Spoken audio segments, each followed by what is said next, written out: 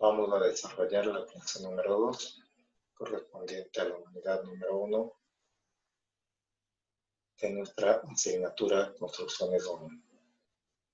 Como temas vamos a estudiar lo que es una estructura, lo que significa pues, lo relacionado a la mampostería, cubiertas y acabados. El objetivo de la clase es conocer las diferentes etapas involucradas con el proceso constructivo de una obra civil. Empecemos haciendo una comparación de lo que es la estructura con el esqueleto de un ser viviente, ¿no? Decimos que la estructura de un edificio es a este, como el esqueleto es a un ser viviente. Efectivamente, ¿no? En este gráfico nosotros podemos visualizar de manera bastante clara lo que queremos decir aquí, ¿no? Efectivamente, si nosotros nos damos cuenta de la estructura de este edificio, tenemos que sus plintos o zapatas, pues, podemos compararlos con los pies de un ser humano, digamos, ¿no? Acá tenemos sus columnas, pueden ser las piernas, y tenemos los elementos horizontales, pueden ser las costillas del cuerpo humano, ¿no? Entonces, quería hacer esta similitud para que tal vez ustedes puedan entender la importancia que tiene el tema estructural dentro como componente de una edificación, ¿no? O sea, la estructura, pues, con sus, como repito, su cimentación, sus zapatas o plintos, sus columnas, sus vigas, sus losas, ¿no? Parte estructural de un edificio.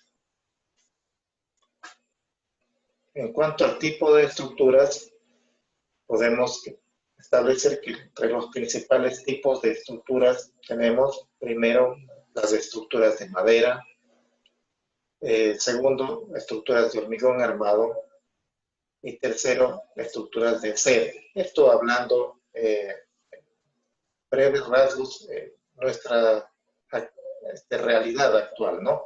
Sin embargo, también tenemos que puntualizar que es apropiado mencionar que podemos hablar de estructuras del tipo ancestral, es decir, las que se construyen con tierra y piedra, que aún hasta nuestros días en algunos casos se lo hace, y también estructuras con materiales industrializados de última generación, materiales nuevos, materiales que se producen mediante procesos industriales y que tienen grandes prestaciones estructurales.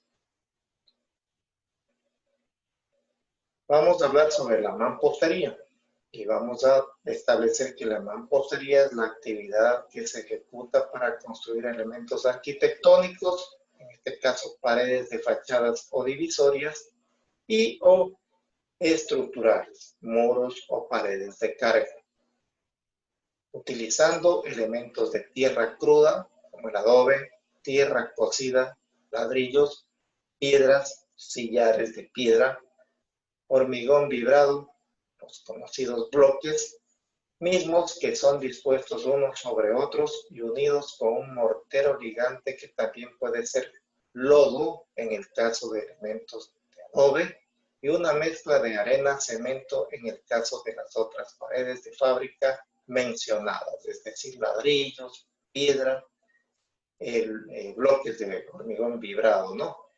Entonces, estos, en cambio, se unen mediante una mezcla de arena-cemento, un mortero arena-cemento, ¿no? Aquí tenemos un término un poco desconocido en nuestro medio, pero es importante darlo a compartirlo, ¿no? Se trata de los morteros bastardos.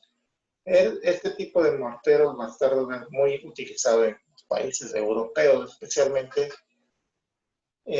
acá, como les digo, no son muy conocidos. Sin embargo, pues de manera personal, yo en mi ejercicio profesional alguna vez los he utilizado. Entonces son morteros, mezclas que se hacen con el fin de ligar elementos de mampostería, y se hace con una mezcla de arena, cemento y cal. Es decir, tienen dos elementos ligantes, el cemento y la cal.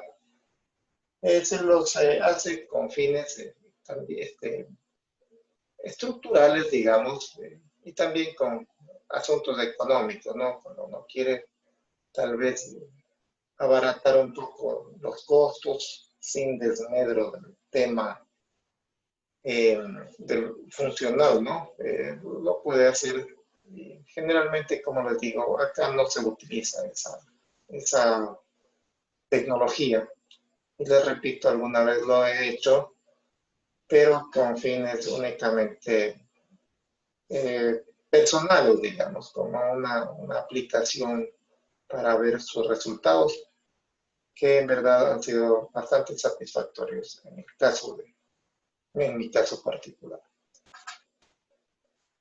Podemos establecer unas observaciones generales en cuanto al asunto de las mamposterías, y podemos decir que es de suma importancia que al construir un elemento de mampostería, la disposición de sus componentes sea, según sea el caso, se realice con el criterio de rompiendo juntas. Más adelante les voy a explicar en una gráfica lo que significa este tema de rompiendo juntas, romper juntas.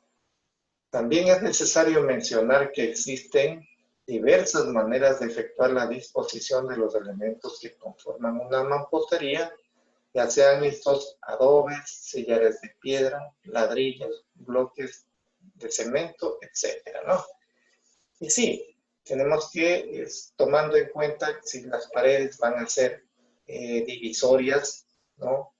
O si van a ser paredes de carga, podemos nosotros hacer diferentes tipos de disposiciones para darles forma a las mismas, ¿no? Estas distintas maneras de disponer los elementos constitutivos de una mampostería se conoce con el nombre de aparejos, y tuvo especial importancia en épocas pasadas, cuando se utilizaban los muros portantes de mampostería antes del aparecimiento de la tecnología del hormigón armado.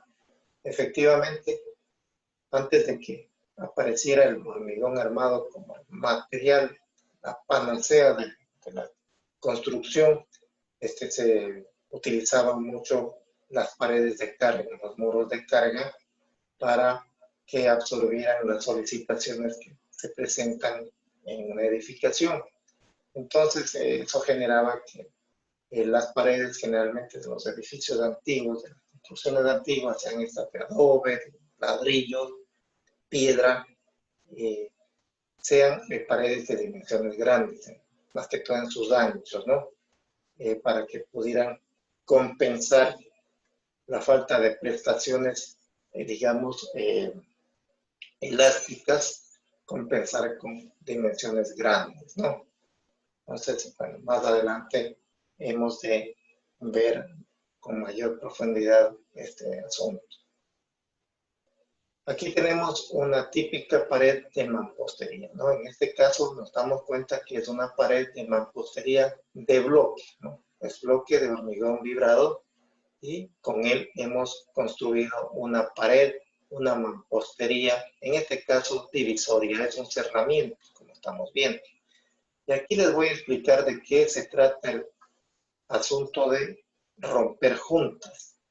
Como ustedes ven, las hiladas de bloques se van realizando, digamos, capa por capa. Se pone una hilada inferior y luego se van subiendo las diferentes hiladas una sobre otra.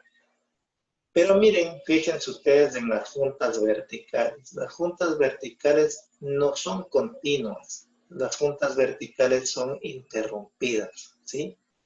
Se topan con la junta horizontal contigua y se interrumpen. No son continuas, ¿no? Es decir, Supongamos que yo voy a hacer un recorrido de arriba hacia abajo de la forma si la junta fuese continua. Miren, vendría por acá, ¿no?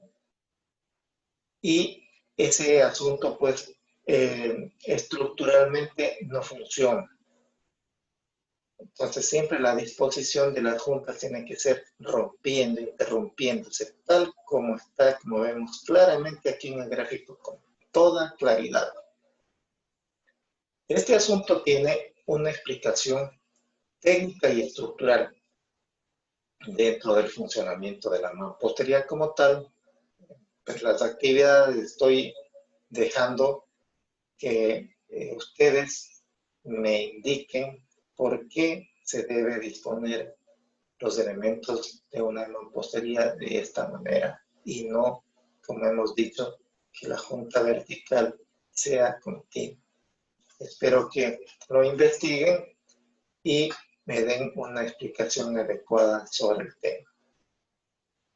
Hablando de las cubiertas, vamos a decir que la cubierta de una edificación es el elemento constructivo que tiene la función prioritaria de proteger a la misma de las potenciales agresiones provocadas por los agentes climáticos, llámense rayos solares, lluvia, temperatura, nevadas, vientos, etc.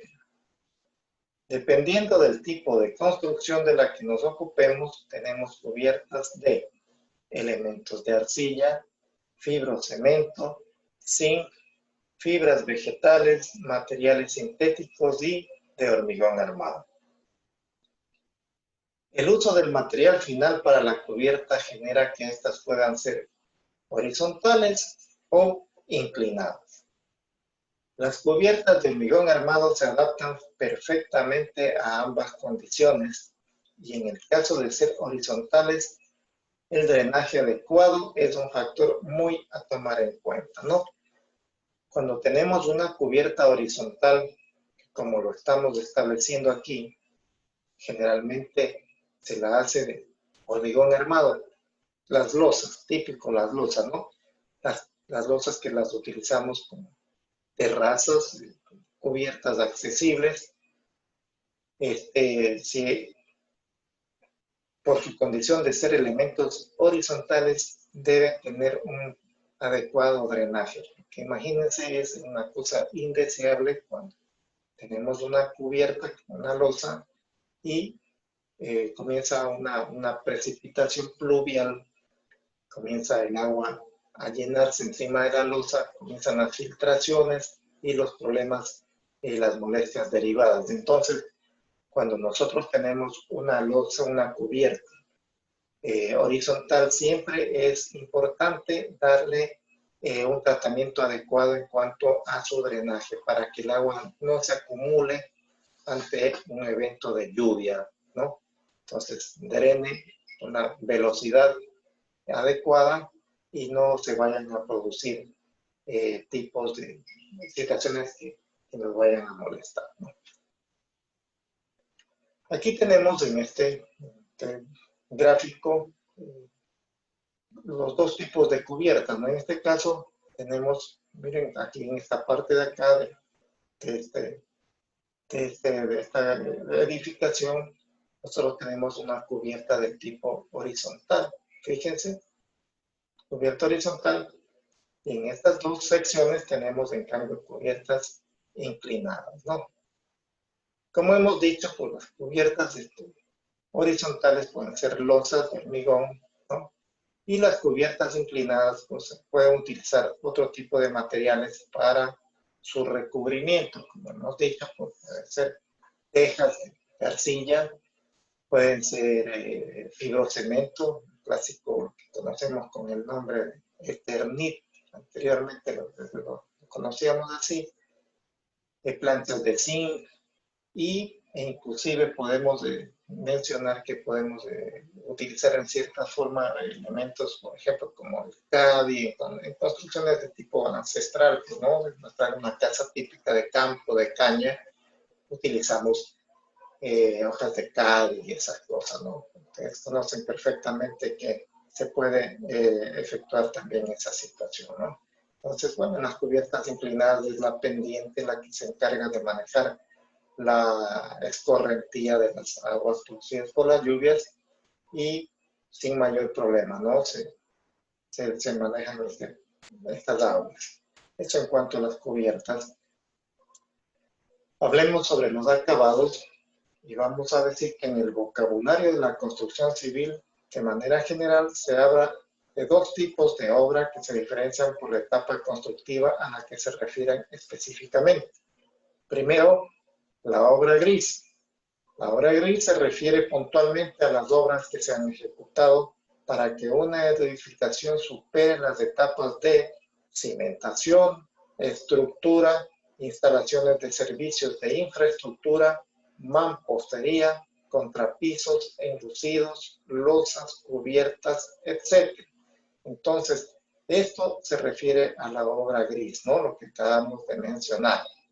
Y en cambio, como segundo punto, hablando ya de la parte de acabados, es la que se refiere a las actividades que permiten la habilitación completa de la edificación para su uso. Entre ellas tenemos pisos, pinturas, recubrimientos, el taller metálico, el de carpintería, las ventanas, vidrios, la grifería, la iluminación, los dispositivos especiales, etc. ¿Ya? Es decir que en esta obra gris es, digamos, la parte de estructural, ¿no? La parte estructural y lo que contemplan las instalaciones, las paredes, inclusive los enlucidos, ¿no?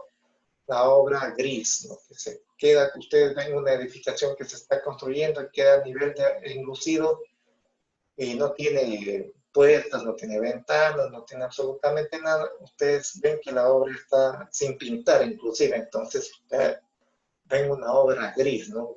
Colores gris, por eso se relaciona y se la llama obra gris. Y en cambio los acabados, pues son todas aquellas actividades y elementos que ya le dan la funcionalidad a la edificación, ¿no? Permiten que ya el usuario vaya con toda tranquilidad a hacerse de los servicios que presta una edificación, ¿no? Pueda ir a vivir, a habitarla con todas las comodidades y el confort del caso, ¿no? Eso se refiere a lo que son los acabados.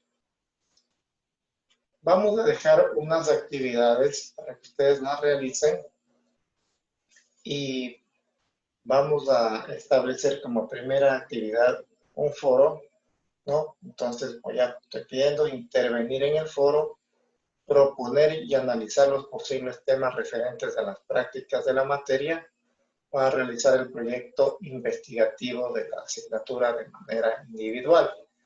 Ustedes tienen que realizar pues un trabajo de un proyecto relacionado con algunas asignaturas. Entonces eso tienen que hacer una propuesta, hacerme conocer la propuesta que ustedes están planteando para irla manejando y poderles ir dando las sugerencias, el asesoramiento, el acompañamiento del caso en este tema, ¿no?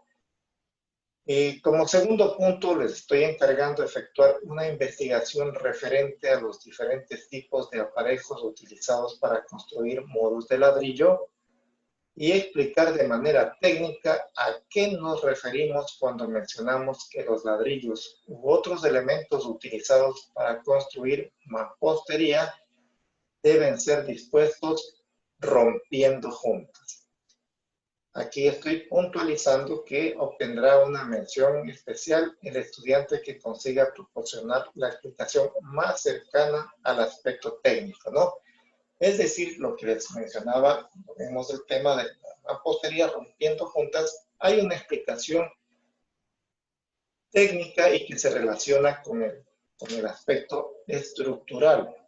Ese asunto de romper juntas, entonces yo quiero que uno de ustedes o todos, sería lo ideal que todos me den una explicación técnica, ¿no? Al respecto. Ustedes ya tienen que ir pensando como técnicos, ¿no? Entonces las cosas, las explicaciones tienen que ser siempre sustentadas en el campo técnico, tienen su explicación estructural, técnica. Entonces eso es lo que yo quiero que ustedes hagan, ¿no? Y también pues les recalco, les digo que antiguamente, como ya lo mencioné, la mampostería, o sea, es decir, el adobe, el ladrillo, sillares de piedra se utilizaban como muros o paredes de carga, no existía el hormigón armado. Entonces había diferentes formas de configurar esos muros, utilizando para ello pues diferentes cantidades de elementos, de ladrillos, de piedra, del elemento que sea, y dándole cierta configuración especial para obtener diferentes grosores, espesores de muro, ¿no? Entonces, a eso es lo que nos referimos cuando hablamos de aparejo. Entonces, a esa parte es lo que quiero que ustedes investiguen y me den a conocer los diferentes aparejos, las diferentes maneras que existían para fabricar esos muros. Es bueno recalcar que hasta nuestros días lo podemos hacer de esa manera en situaciones especiales, ¿no? Y de hecho hay países que no tienen mucha actividad sísmica en donde se utiliza todavía este tipo de tecnología para las edificaciones, ¿no? Nosotros acá pues tenemos que tomar otro tipo de previsiones en vista de que vivimos en una zona altamente sísmica y pues nosotros con nuestro material clásico, digamos, en nuestros días de hormigón armado, nosotros solucionamos esos temas. Sin desmiedo, pues de que poco a poco ya nosotros también vamos entrando en el uso generalizado de estructuras de acero, ¿no? Estructuras mucho más seguras, más prestantes, más rápidas de construir, pero asimismo con un asunto económico un poco oneroso para nuestras economías en la actualidad. Poco a poco pues hemos de ir definitivamente generalizando este tipo de estructuras de uso, este tipo de estructuras metálicas que son una generalidad en países desarrollados, ¿no? Allí se utiliza de manera general el acero estructural pues, para las construcciones de edificios importantes especialmente. Y por último, les estoy pidiendo preparar todo el material estudiado en la unidad 1 para efectuar el test correspondiente en fecha que oportunamente se indicará. Entonces les pido que por favor, en base a lo que hemos visto acá, los primeros lineamientos que se hacen en cada clase, en los temas referenciales, que ustedes tienen la obligación de ir profundizando, ¿no? Ustedes ya vayan preparándose, todo les he compartido material de investigación vasto y suficiente para que ustedes hagan sus investigaciones, aclaren sus dudas. Y sin embargo, puede que ustedes también tienen la obligación de, por su cuenta, seguirse preparando, autoeducando en este sistema nuevo que estamos implementando por las circunstancias por todos conocidos, ¿no? Entonces, yo les pido, por favor, pues que estudien, se preparen para cuando tomemos este test, que es un test para medir el progreso de lo que ustedes en la parte del conocimiento de la asignatura, pues ustedes estén lo suficientemente preparados y claros con todos los temas que se han establecido, que se han mencionado, que se han tratado de aclarar en esta unidad 1, ¿no? Entonces, por favor, yo les pido, nuevamente les invito a que tomen las cosas con la seriedad, la responsabilidad del caso, capaz de que los resultados pues, sean satisfactorios. De igual manera, pues les recuerdo que siempre estoy disponible en los horarios que yo les he indicado para el acompañamiento docente, ¿no? Siempre estoy presto para despejar cualquier duda. Lo que les recalco es que si no trabajamos a la par, ustedes no se responsabilizan de la parte que les toca, no vamos a obtener buenos resultados. Entonces, pues yo espero que se haga conciencia de este asunto y logremos pues avanzar. En el test yo podré medir la situación, cómo va avanzando. Bueno, jóvenes, me parece que por esta clase es todo y no me queda sino decirles adelante y gracias.